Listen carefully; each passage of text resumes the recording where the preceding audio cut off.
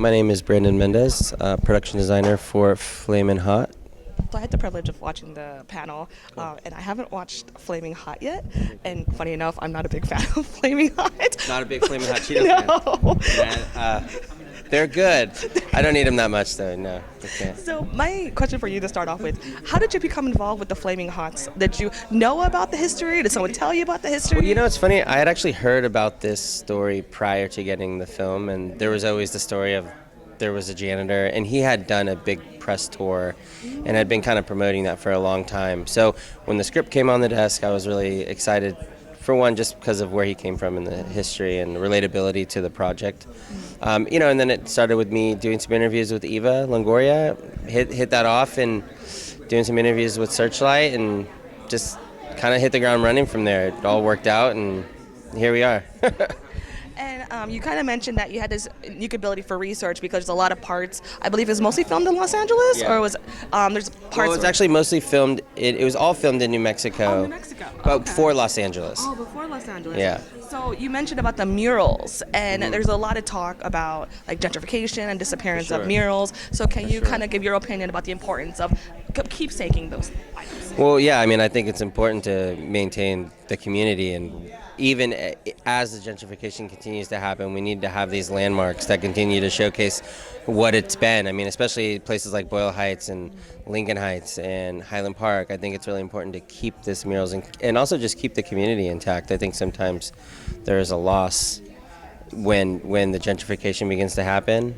In the 90s when this was taking place and where we were allowing this to take place, 80s, 90s, the gentrification wasn't so much of an issue yet. And I think LA was a much rougher place in the 80s than it is now. And it's beginning to kind of push everything out. So to speak on that, you can talk about communities like Boyle Heights, which are very, anti-gentrification. But you have to get behind because you understand what it means and what it does.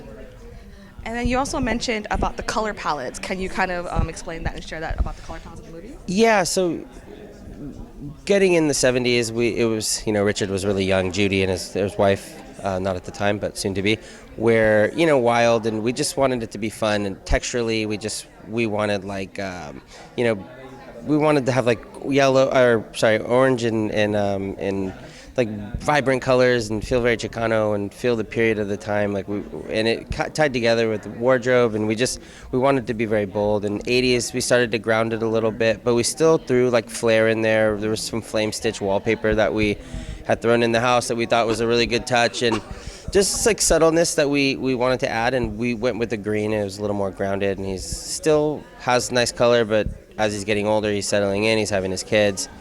And then we kind of played that through. That's kind of how we did that.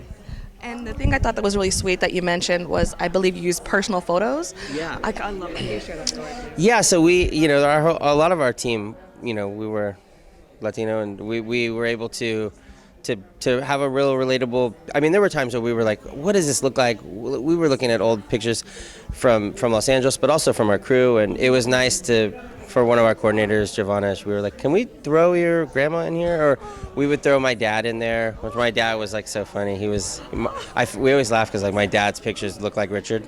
He's like he's the long hair, and it was just funny. So we were able to throw that in, and it was helpful for filler, and I think people were happy, and it was special to them that we were able to do that.